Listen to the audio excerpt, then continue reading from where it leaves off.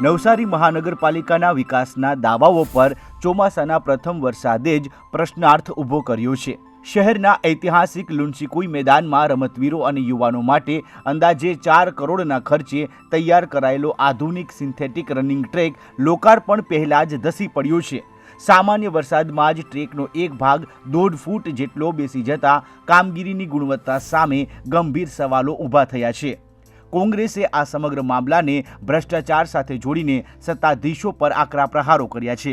પારસી પરિવારો દ્વારા રમતગમત માટે દાનમાં અપાયેલા ઐતિહાસિક મેદાનમાં કરોડો રૂપિયાના ખર્ચ પાછળ કમિશનખોરી થઈ હોવાનો પણ આક્ષેપ કોંગ્રેસ દ્વારા કરવામાં આવ્યો છે। આજે હું જ્યાં ઊભી છું નવસારી મહાનગર શહેરમાં આવેલું એકમાત્ર આપણે કહી શકાય કે રમતવીરો માટેનો સ્થાન લુન્સીકુઈ મેદાન, ત્યાં સિન્થેટિક ટ્રેક બનાવવામાં આવ્યું છે, પણ એની પરત મેં આખું નીચે બેસી ગયેલું છે। મેં ઉજાક્યો ત્યારે મારા હાથથી પડ આખું ને આખું બહાર આવી ગયું।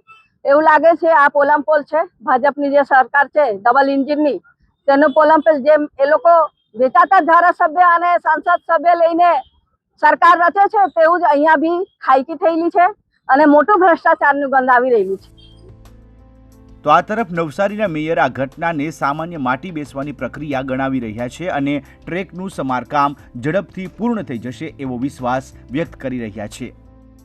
લુન્સીકુઈ મેદાન એ નવું ડેવલપ થતું મેદાન છે।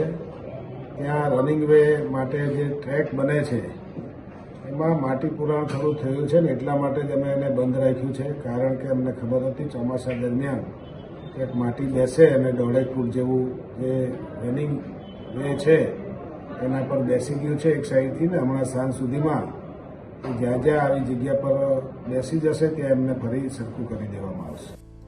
હવે સૌથી મોટો સવાલ એ છે કે લોકાર્પણ પહેલા જ ધસી પડેલા આ 4 કરોડના પ્રોજેક્ટ માટે આખરે જવાબદાર કોણ?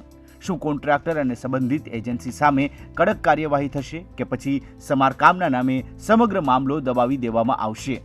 પ્રથમ વરસાદમાં જ શહેરના રસ્તાઓ સાથે રનિંગ ટ્રેકની હાલત બગડતા વિકાસના દાવાઓ પર જનતાએ પણ હવે સવાલો ઉઠાવ્યા છે। નવસારીથી પરિમલ મકવાણાનો અહેવાલ, ETV ભારત।